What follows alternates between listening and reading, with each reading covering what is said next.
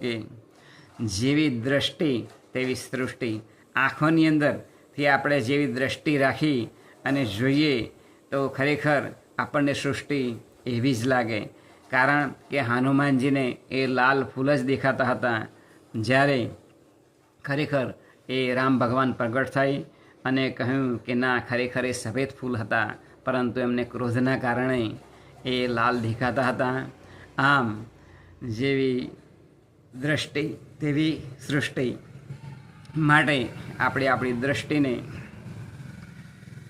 એકદમ અત્ર તત્ર સર્વત્ર ભગવાનના દર્શન કરી અને શુદ્ધ વિચારોથી એ સૃષ્ટિને જોવાનો પ્રયત્ન કરીશું તો ખરેખર આપણને દરેક જગ્યાએ ભગવાનના દર્શન થશે. એ જ આજના શુભ દિને પ્રાર્થના બોલી. કૃષ્ણ કનૈયા લાલ કી જય.